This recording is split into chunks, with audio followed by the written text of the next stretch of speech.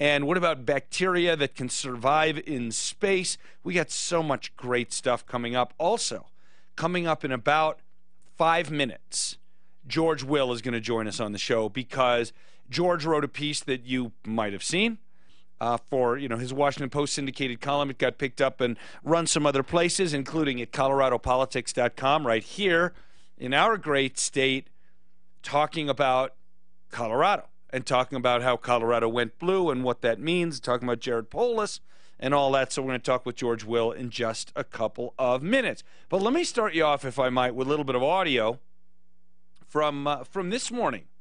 And President Trump down in Buenos Aires, Argentina, for the G20 meeting, where we learned yesterday, he will not be meeting with Vladimir Putin. He will probably be meeting with the leader of Turkey and certainly be meeting with President Xi of China.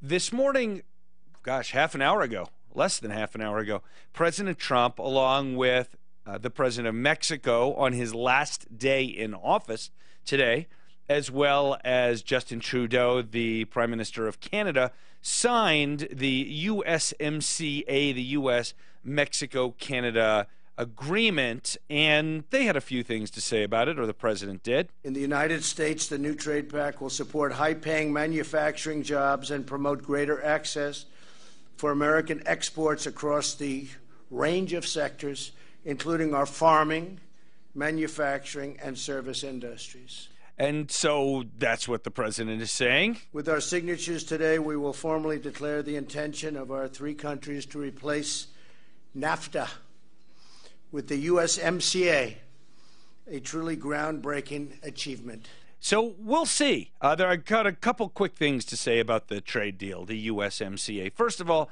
we don't know everything that's in it. Second of all, it didn't get rid of the steel and aluminum tariffs, which is a big problem. Third of all, there are probably quite a few aspects of the deal, especially when it comes to car manufacturing, that are actually worse for the United States of America than the previous deal was. I want to make one thing really clear. NAFTA came about, in 1990, 93? No, 89? 80, I got to look that up. Anyway, it's old. NAFTA's been around a long time. And there were some parts of NAFTA that were, that's right, end of 93 signed, that's right, end of 93 signed, came into force in January of 94, okay? And I want to make one thing really clear, just so we know what we're talking about here, because President Trump and some other folks run around talking about how NAFTA was a bad deal for the United States of America. It wasn't. NAFTA was a good deal for the United States of America. It doesn't mean it couldn't have been better, and it doesn't mean that there aren't things now that could be done to be made to make it better. I'm very skeptical that the USMCA is better. My guess is that, on balance, overall for the country, it'll probably be neutral to slightly worse and not worth all the headache we went through. Just one quick data point to keep in mind. When NAFTA came into force, at the very beginning of 1994. Then, and for several years, we saw a steady increase in manufacturing jobs in the United States of America.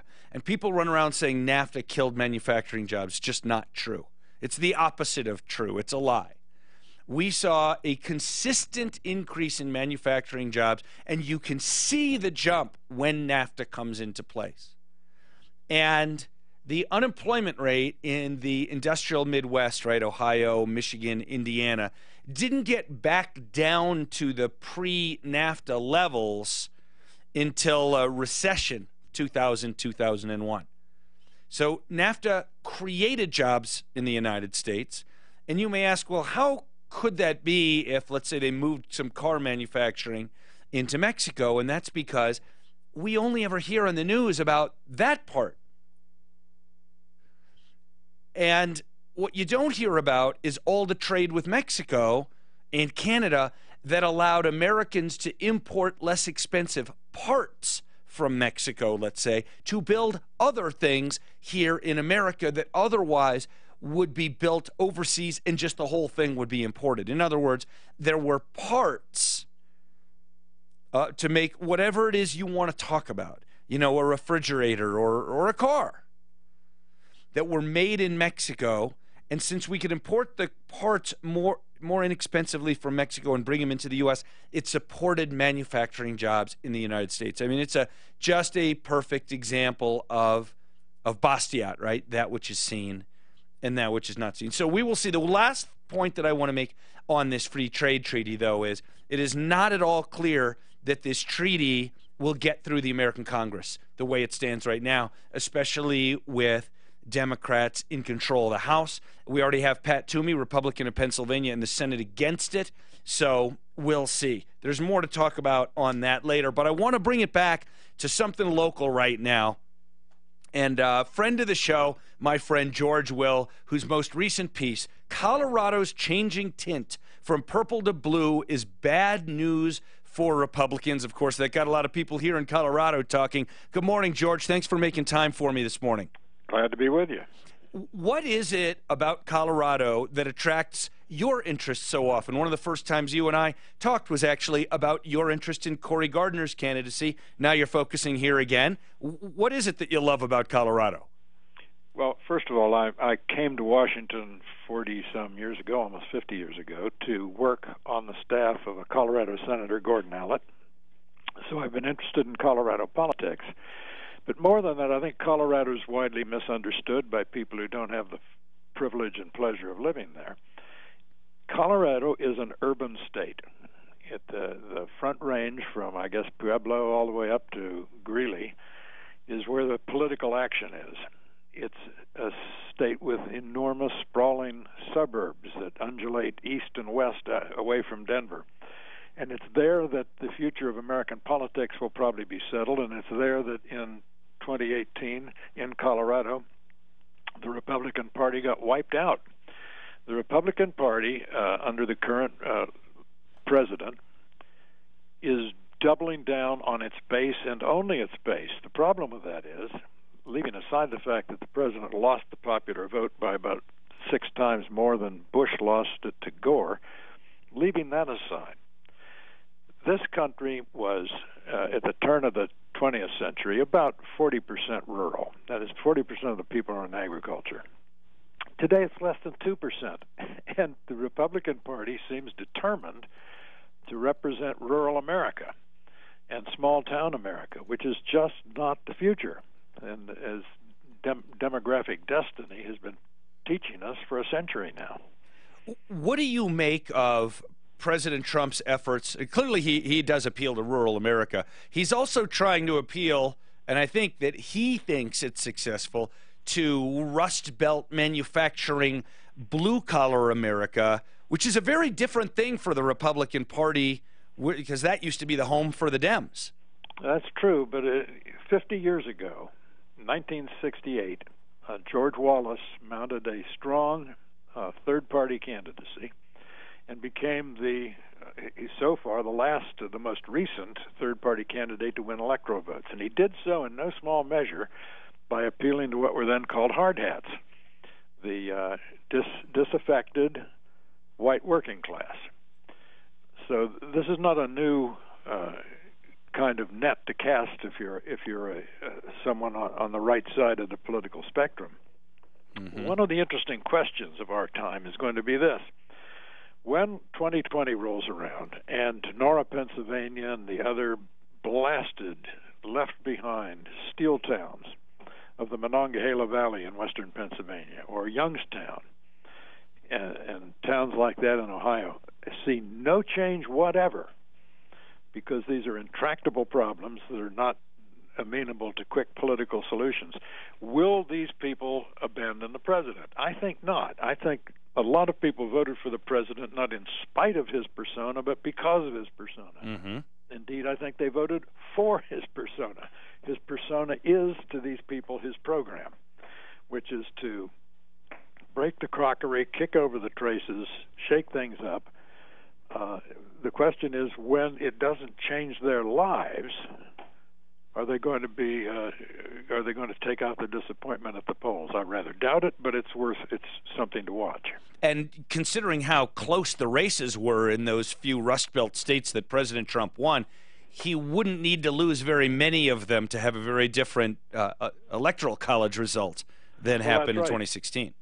78,000 votes combined in Wisconsin, Michigan, and Pennsylvania. In the 2018 midterms that we've just had in Wisconsin, the Republican governor, Scott Walker, was turned out. In Michigan, Pennsylvania, the same thing. Democrats surged in those three crucial states. In your new piece in the Washington Post, you actually spend a fair amount of time writing about Jared Polis. And I wonder if you could tell us a little bit of your thoughts, maybe stuff that isn't necessarily in the article, since we can read that. And do you know him? I didn't know him till I spent some time with him when I was there, not about a week, 10 days ago. He's a progressive, doesn't hide it. He's a progressive with some interesting differences. For example, the Simpson-Bowles deficit reduction package, he was more sympathetic toward than was Barack Obama, who put together the Simpson-Bowles initiative.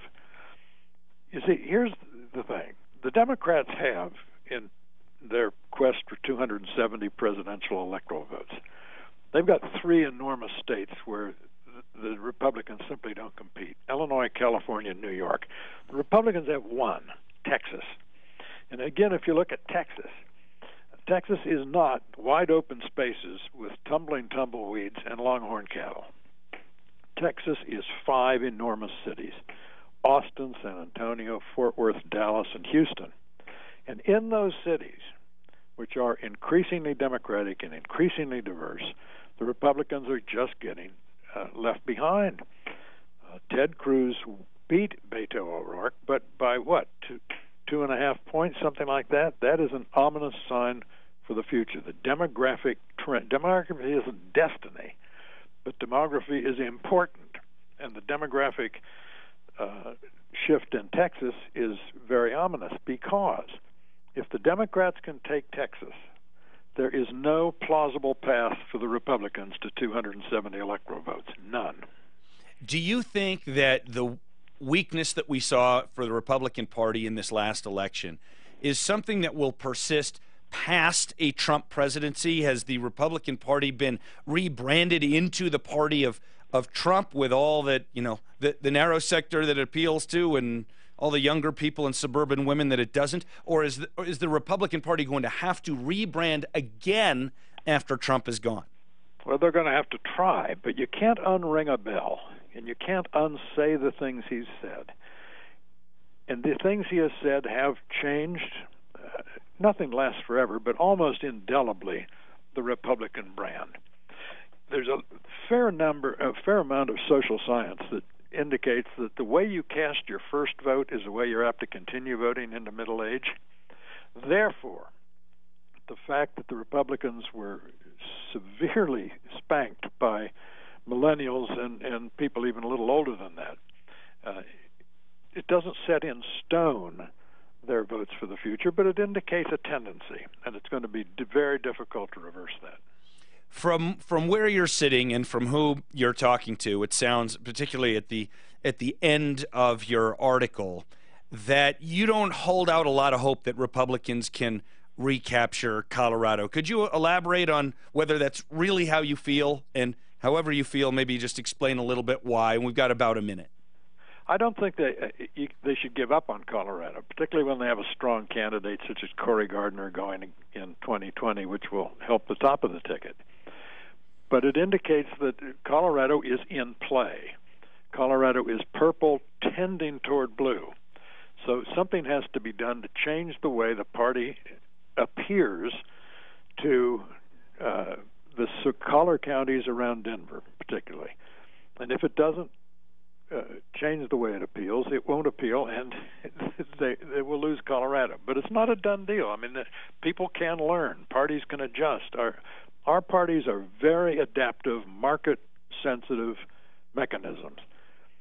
The problem is, as the Colorado Republicans try to adapt, there's this background noise of the president himself that drowns out the best intentions. Indeed, the idea of President Trump drowned a whole bunch of Republican candidates in this last election. And for folks looking at it, if they were just looking at Colorado for the first time, I don't think they'd see a hint of purple. It looks all blue. George Will's new piece, Colorado's changing tint from purple to blue, is bad news for Republicans. Hey, George, thanks again for making time for us this morning. Glad to be with you. All right, we'll see you. Okay, folks, when we come back, something completely different. My favorite pizzeria is now open in Denver. I'll tell you right after this. This